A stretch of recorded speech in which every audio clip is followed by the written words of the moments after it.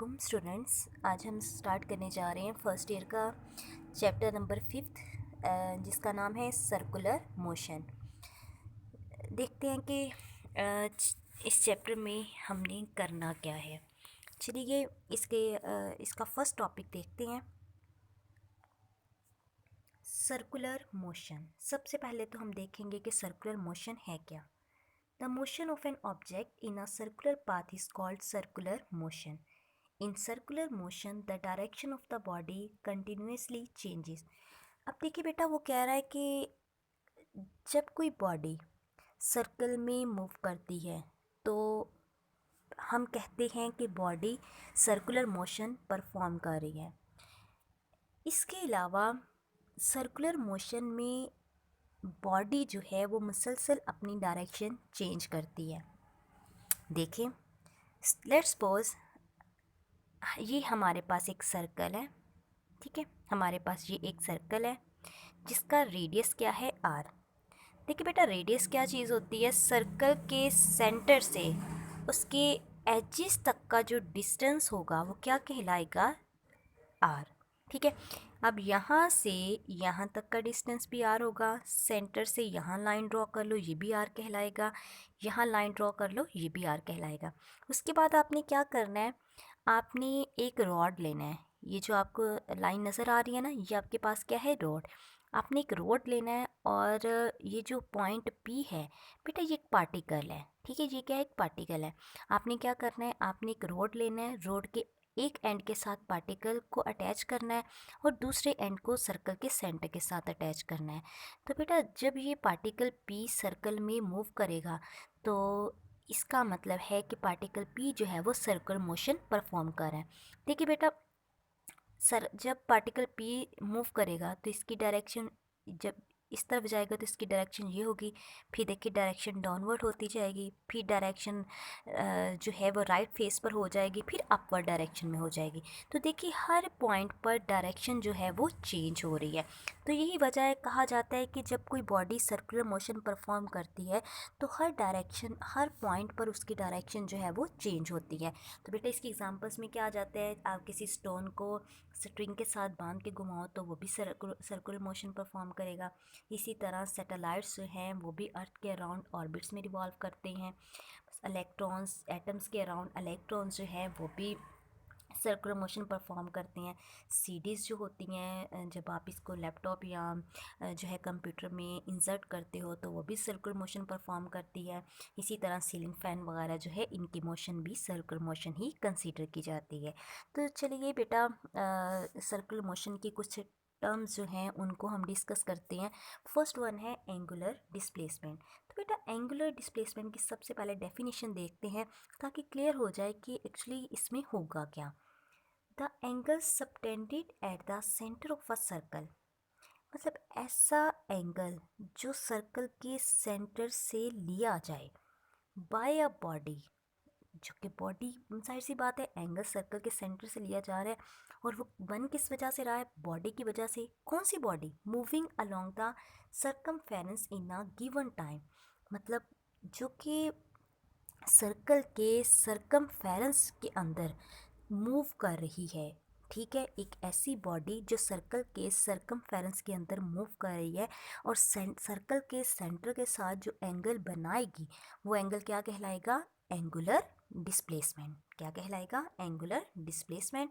It is denoted by delta theta. ये इसी को किससे रिप्रेजेंट करेंगे? डेल्टा थीटा से। तो देखिए बेटा ज़रा, ये आपके पास एक सर्कल है, ठीक है। ये आपके पास एक सर्कल है और ये सर्कल का सेंटर है।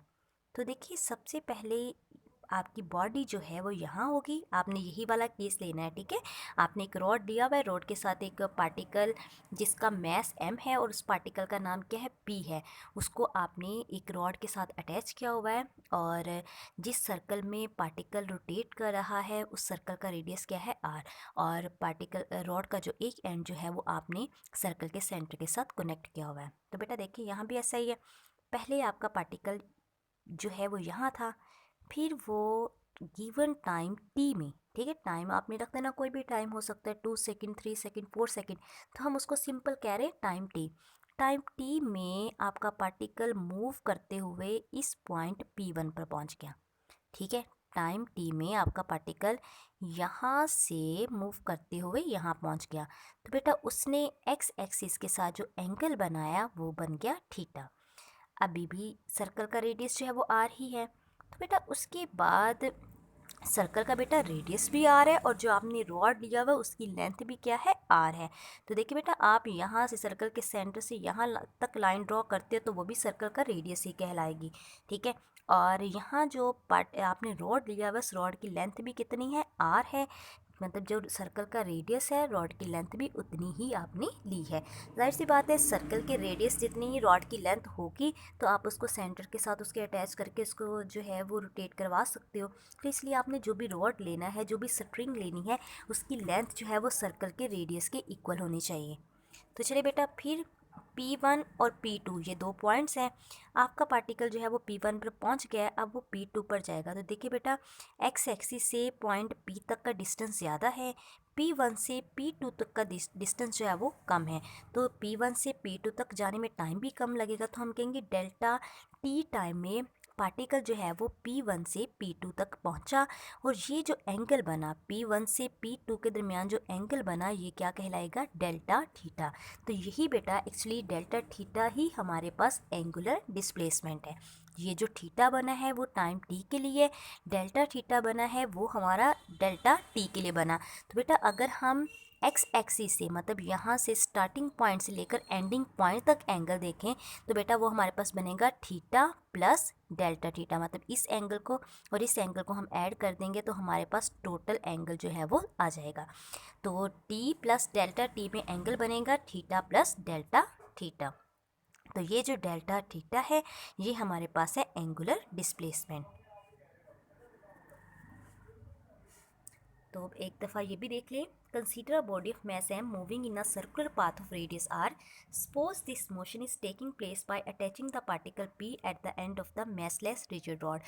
मतलब आपने ऐसा रॉड लेना है जो कि massless हो, ऑफ लेंथ r, और उसकी लेंथ क्या होनी चाहिए, r, whose other end is pivoted at the center o. ये चीज़ मैंने आपको बता दी है कि उसके किसके साथ कनेक्टेड हो, उसके सेंटर के साथ। द रोड ओ पी, तो देखिए बेटा ये ओ और पी आपने जो रोड अटैच किया हुआ उसकी बात कर रहा है। Rotate in the plane of a circle due to the motion of the particle P. The axis of rotation passes through the centre of the circle. बेटा वो कह रहा है एक्सिस ऑफ रोटेशन जो है, एक्सिस ऑफ रोटेशन वो line होती है जिस लाइन के अलॉन्ग जो है कोई भी बॉडी सर्कल में रोटेट करती है। तो विच इज़ परपेंडिकुलर, वो क्या होगी, परपेंडिकुलर होगी to the plane of the circle while O P is rotating. तो देखिए बेटा ज़रा ये वो क्या बताना चाह रहा है आपको, ये है, ये जो है ना आपका पार्टिकल ओ पी वो इस लाइन के अलोंग जो है वो रोटेट करेगा। ठीक है, ये सेंटर है ना, इस लाइन के अलोंग जो है आपका पार्टिकल ओ पी, ये जो लाइन ओ पी जो है वो रोटेट करेगी इस लाइन के अलोंग। तो ये वो लाइन है जिस लाइन के अलोंग आपका पार्टिकल जो है वो रोटेट करता है, इसको बोलते हैं एक्सिस ऑफ रोटेशन। तो देखिए बेटा ये प्लेन है सर्कल का, ठीक है, ये सर्कल का क्या है, प्लेन, और ये लाइन इस तरह है, मतलब ये चीज़ प्लेन है, ये प्लेन है और ये लाइन यूं है। तो बेटा ये परपेंडिकुलर बन गई किसके, प्लेन के। देखिए यू इस लाइन ओ पी लाइन को देखें तो उसके लिए भी ओ वाई परपेंडिकुलर होगा, ओ पी टू को देखें तो उसके लिए भी वाई जो है वो परपेंडिकुलर होगा। तो उसने यही कहा है कि जो पार्टिकल ओ पी होगा वो रोटेट करेगा एक्सिस ऑफ रोटेशन के अलोंग, और एक्सिस ऑफ रोटेशन जो है वो परपेंडिकुलर होगा किसके, प्लेन के। देखिए बेटा ओ पी वन भी परपेंडिकुलर है ओ वाई के, ओ पी टू भी परपेंडिकुलर है ओ वाई के। ठीक है, तो वो यही चीज़ बता रहा है कि एक्सिस ऑफ रोटेशन में है जिस लाइन के अलोंग जो है बॉडी रोटेट करती है। तो ये ओ वाई आपके पास एक्सिस ऑफ रोटेशन है, ठीक है, और आपका पार्टिकल जो है वो इस लाइन के अलोंग रोटेट करेगा। Suppose at any instant t the position of OP1 make an angle theta. ये मैंने आपको बता दिया कि यहाँ एंगल थीटा बनेगा पॉइंट OP1 के लिए। Thus the after some time t plus delta T its position B OP2। तो कुछ टाइम के बाद उसकी पोजीशन जो है वो OP2 होगी, making angle theta plus delta theta with x axis. Thus, the angular displacement can be defined as the angle delta theta of OP during time interval delta t। तो बेटा मैंने आपको भी बताया कि डेल्टा थीटा एक small angle है जो पार्टिकल P बनाता है टाइम डेल्टा t के लिए। Very small value delta theta the angular displacement is a vector quantity. Delta theta चूँकि आपने कहा कि जब बॉडी सर्कुलर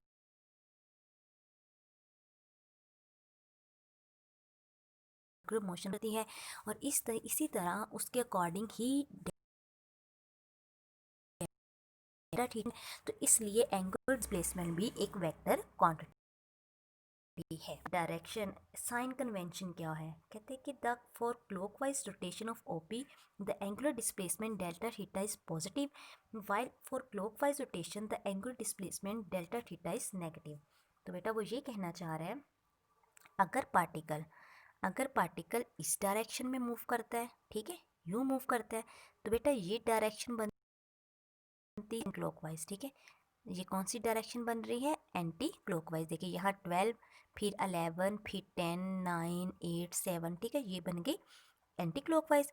तो बेटा पार्टिकल जब एंटी क्लॉकवाइज रोटेट करेगा तो एंगुलर डिस्प्लेसमेंट पॉजिटिव होगा, और अगर वो क्लॉकवाइज मतलब इस तरह मूव करे 12, 1, 2, 3, 4 सो ऑन, ठीक है, तो तब एंगुलर डिस्प्लेसमेंट जो है वो एंगुलर डिस्प्लेसमेंट जो है वो नेगेटिव होगा।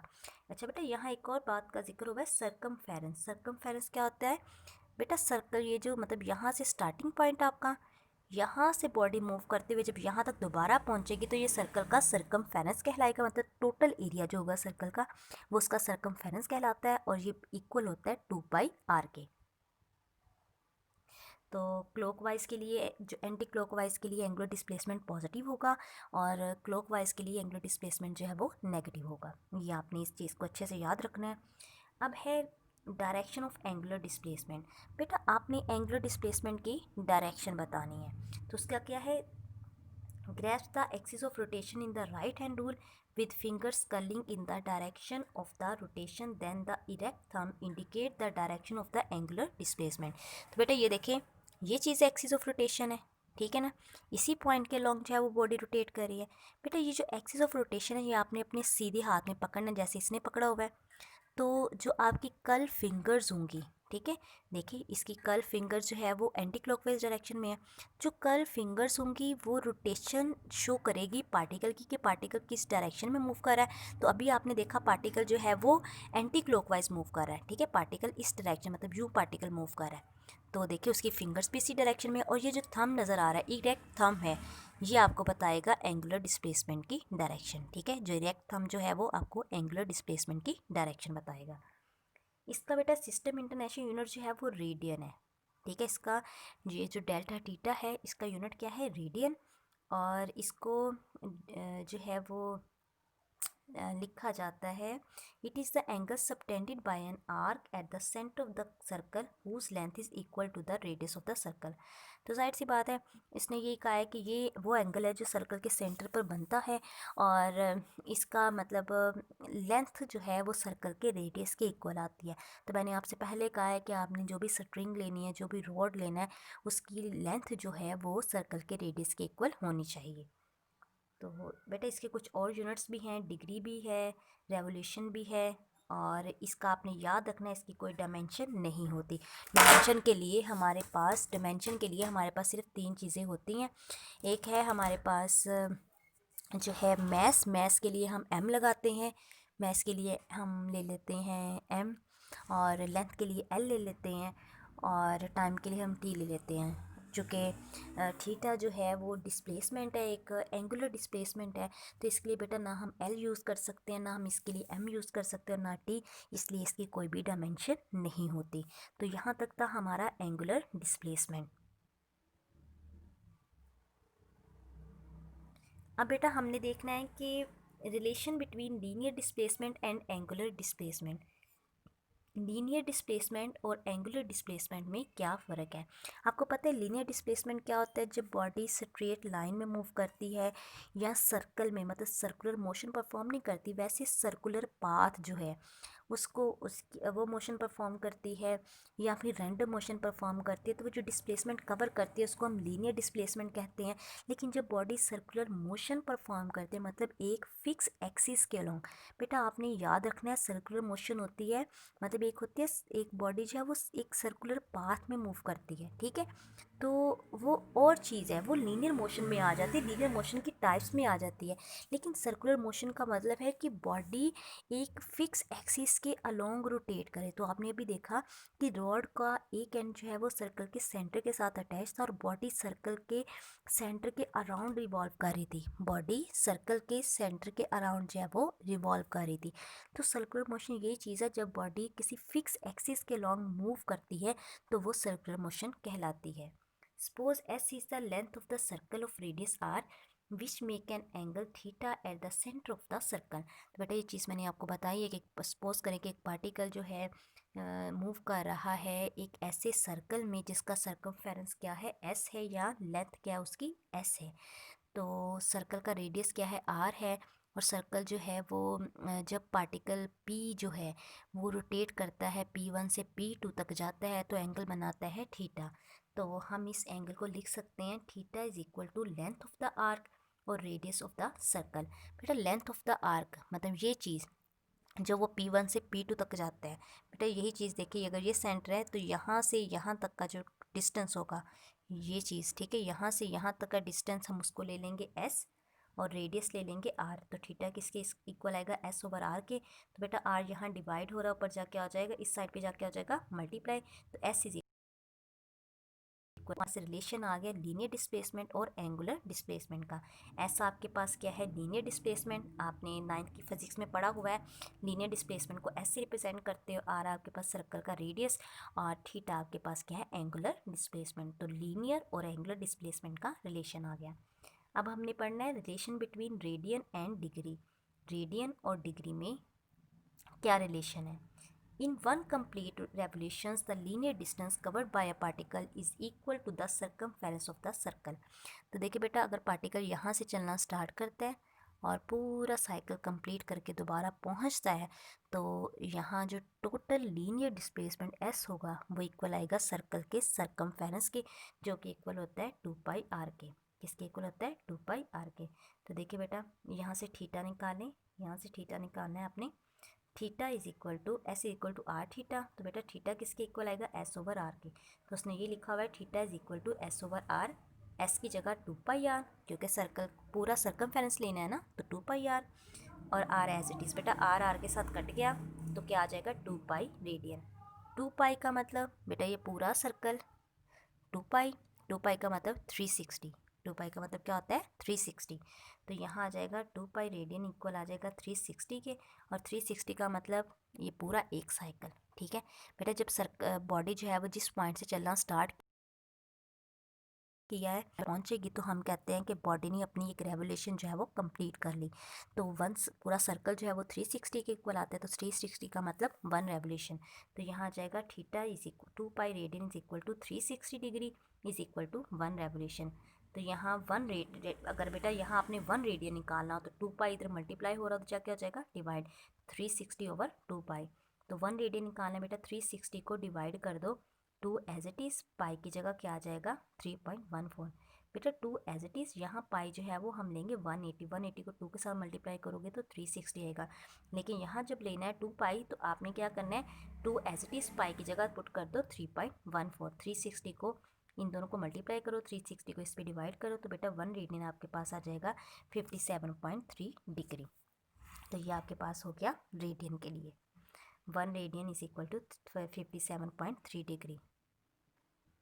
अब बेटा उसके बाद है एंगुलर वेलोसिटी। जैसे आप लीनियर वेलोसिटी पढ़ते हो, rate of change of linear displacement is called linear velocity, इसी तरह एंगुलर डिस्प्लेसमेंट में जो चेंज आएगा वो कहलाएगा angular velocity. The time rate of change of angular displacement is called as angular velocity. तो बेटा अगर हम कहें कि एंगुलर डिस्प्लेसमेंट हमारे पास डेल्टा थीटा है टाइम डेल्टा टी के लिए, तो एवरेज एंगुलर वेलोसिटी क्या होगी। एंगुलर वैसे आप वेलोसिटी लिखते हो v is equal to delta D over delta T, तो यहाँ बेटा एंगुलर वेलोसिटी के लिए ओमेगा यूज़ करोगे, omega is equal to delta theta over delta T. अब इसी तरह आपने इंस्टेंटेनियस वेलोसिटी भी निकाली थी।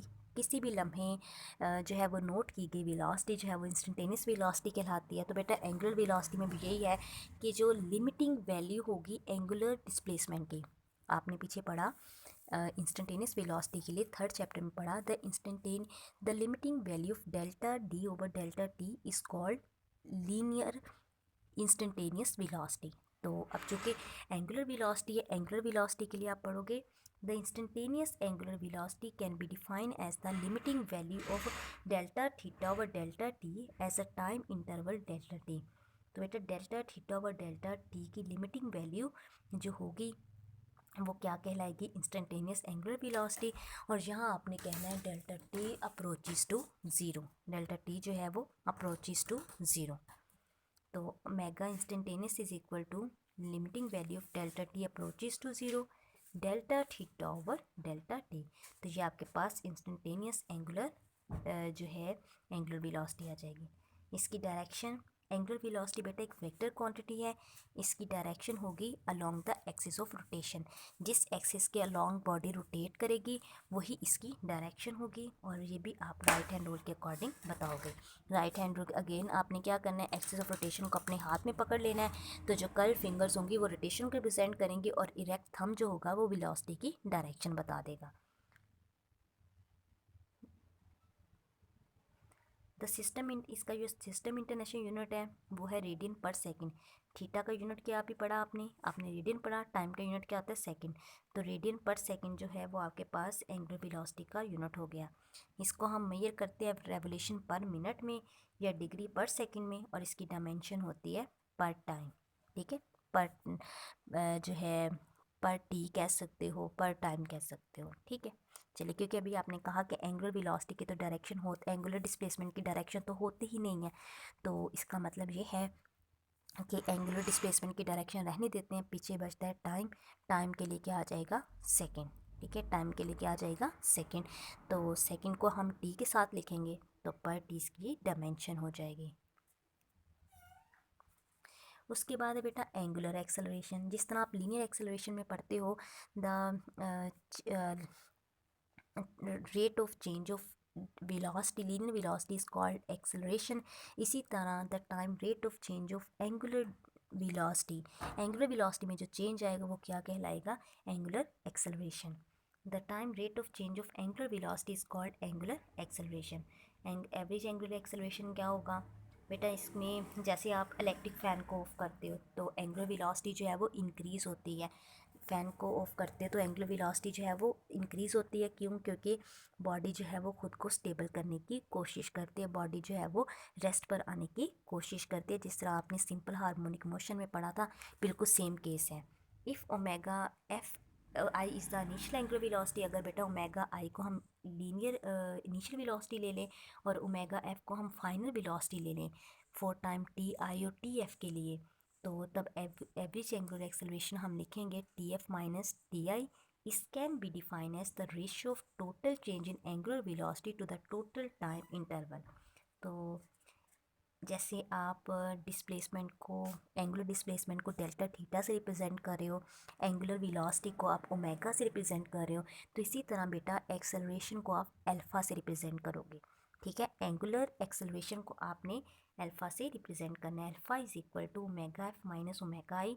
ओमेगा एफ जो है वो फाइनल एंगुलर वेलोसिटी है, ये इनिशियल एंगुलर वेलोसिटी है, ये फाइनल टाइम है और ये इनिशियल टाइम है। तो बेटा इसको डेल्टा ओमेगा लिख देंगे और इसको डेल्टा टी, तो ये आपके पास एवरेज एंगुलर वेलोसिटी आ जाएगी, एक्सेलरेशन आ जाएगा।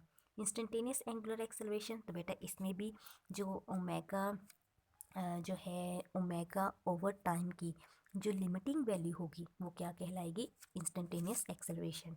The instantaneous angular acceleration can be defined as the limiting value of delta omega over delta T as the time interval delta T approaches to zero. Delta T जो है वो approach करेगा zero को। तो यहाँ instantaneous acceleration limit delta T approaches to zero delta omega over delta T, ये आपके पास इंस्टेंटेनियस एंगुलर एक्सेलरेशन आ गया। बेटा ये भी एक वेक्टर क्वांटिटी है, इसकी डायरेक्शन होगी along axis of the rotation. बिल्कुल जो डायरेक्शन एंगुलर डिस्प्लेसमेंट की होगी, वही डायरेक्शन एंगुलर वेलोसिटी की होगी, और वही डायरेक्शन जो है वो एंगुलर एक्सेलरेशन की होगी। बेटा इसका जो सिस्टम इंटरनेशनल यूनिट है वो एंगुलर एक्सेलरेशन है, जो कि है रेडियन पर सेकंड स्क्वायर, और इसकी डायरेक्शन जो है वो टी पर स्क्वायर आ जाएगी। क्योंकि देखिए बेटा इसकी एंगुलर वेलोसिटी की डायरेक्शन है अभी आपने पढ़ी पर सेकेंड, ठीक है, पर सेकेंड है, तो यहाँ अगेन सेकेंड है, तो ये इसके जब ऊपर जाएगा तो अगेन -1 इसकी वैल्यू हो जाएगी, -1 हो जाएगी, तो -1 और -1 मिलके -2 बना देंगे। तो बेटा यहाँ तक हमारा आज का टॉपिक जो है वो कवर हो गया है। अगर किसी चीज़ की समझ ना आए तो बेटा आप कमेंट करके पूछ सकते हैं। ओके स्टूडेंट्स, अल्लाह हाफिज़, टेक केयर।